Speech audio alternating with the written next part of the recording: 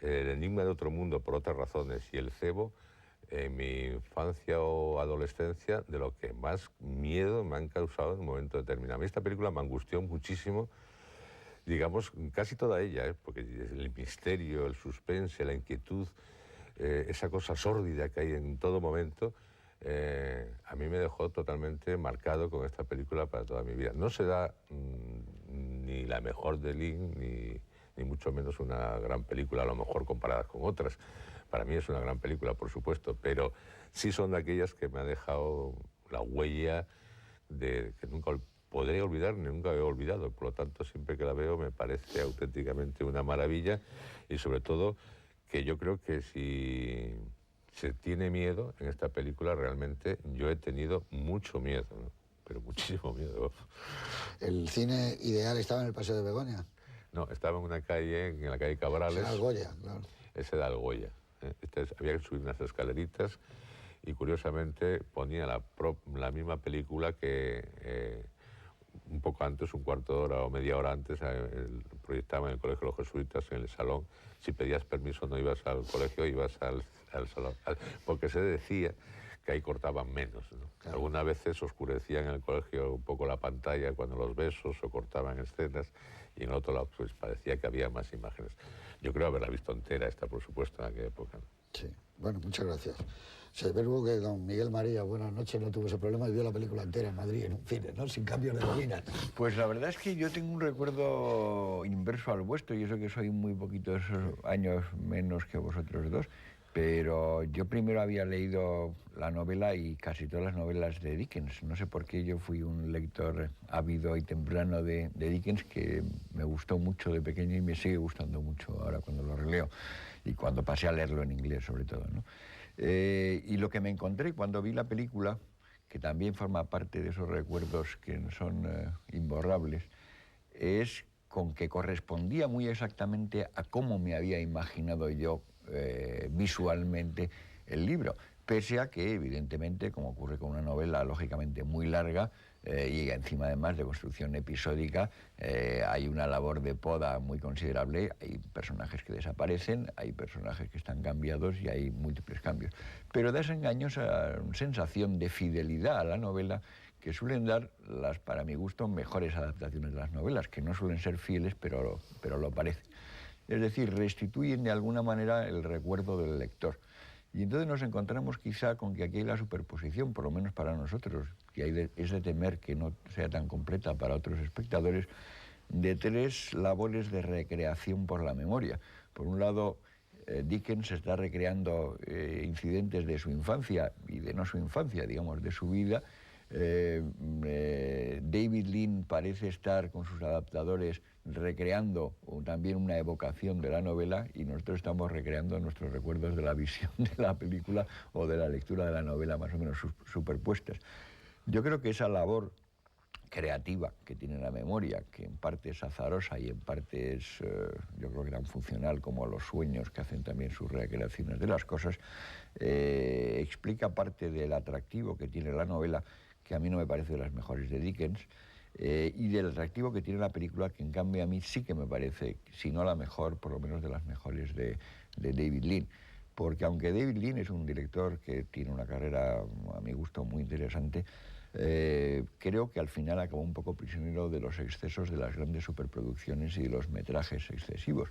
Mientras que aquí es una película que no llega a las 2 horas y que tiene un espesor y una continuidad que hacen que se me haga cortísima. Es una película que yo siempre la recuerdo, antes de volver a verla, como algo que dura unas 2 horas, y siempre me sorprende y digo, ¿esto qué pasa? No está completa esta copia o algo así, solo han pasado 1 hora y media. Tengo la sensación de que ha pasado solo 1 hora y media.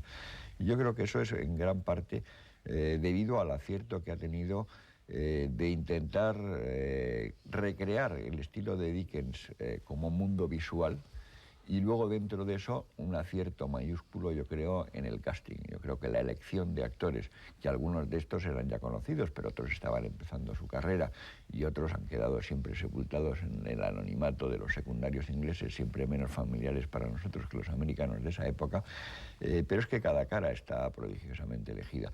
Entre ellas yo creo que las más geniales hallazgos son el debut de Gene Simmons, que era ya maravillosa como Estela de pequeña, la elección de Finlay Curry, que siempre fue un tipo impresionante y piratesco para hacer de Magwitch, Martita Hunt, que ha hecho muchas veces ese tipo de papeles de viejas enloquecidas, más o menos brujiles y con algo de hada madrina siniestra. Y creo que también es muy buena la elección de John Mills, y luego el muy divertido Alec Guinness de esa época, que yo casi me da la sensación de que está escapado de Alicia en el País de las Maravillas, casi más que de Dickens, pero que, y bueno, y Francis L. Sullivan haciendo del abogado Jagger, que dan esa especie de fauna que puebla las novelas de Dickens y que es tan importante, y que en las películas, por ejemplo, las adaptaciones más recientes, y hay una muy reciente de esta misma película, yo echo en falta y me parece que están muy empobrecidas. Entonces esa riqueza visual y vital yo creo que he conseguido que funcione perfectamente. Muy bien, muchas gracias. Pues vamos a ver las grandes expectativas, las grandes esperanzas. Cadenas rotas en el título que se puso en España, que yo creo que era un título por lo menos de una fuerte resonancia y que cuando se hablaba de esa película era inolvidable. Cadenas rotas.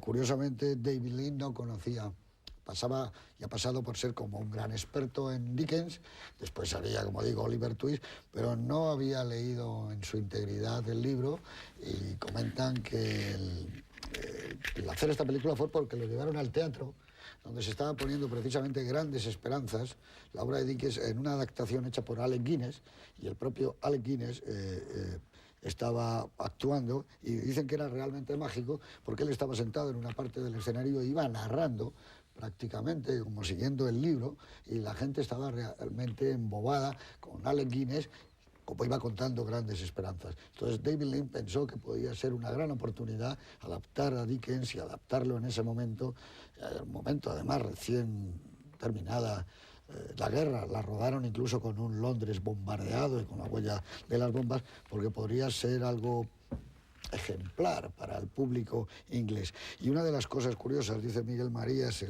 la sensación que tiene, que yo he tenido y que creo que tenemos todos, de ver una película como que fuera grande, un gran espectáculo, casi con intermedio. Y es una película que pasa en un momento, yo creo que es debido a que aún hoy tiene un ritmo, una velocidad, un fluido, el montaje de esta película, que es extraordinario, lo cual nos indica que David Lean, que empezó como montador, nunca perdió ese punto en sus películas.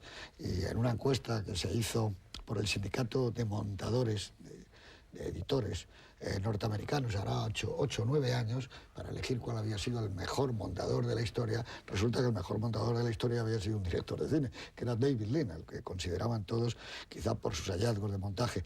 En el libro de Karel Rey, de la técnica del montaje, etcétera, vienen algunas escenas y algunas secuencias de los que luego hablaremos, pero bueno, a nivel de quizá suyo, esta película, hay 3 o 4, pero es muy famoso el acierto con el que en Lawrence de Arabia, cuando Lawrence tiene una cerilla en la mano y sopla, como él decidió pasar el sonido del soplido, el al desierto, que es realmente un momento extraordinario. Y también decir que muchas de las personas que intervinieron en esta película era una gente que entonces en el cine británico era joven, pero eran de un talento tremendo, como John Havelock Allan, que era el coproductor o el productor, el propio Ronald Neame, gente que tenía un gran gusto por la puesta en escena, por las adaptaciones, por una cultura cinematográfica que salía un poco de lo habitual y que formaron una de las patas de ese gran trípode. En el otro lado estaba Hitchcock,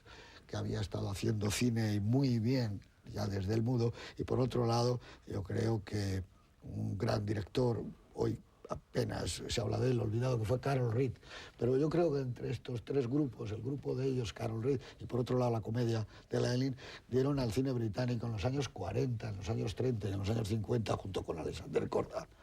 Alexander Korda, otro gran hombre, una imagen distinta.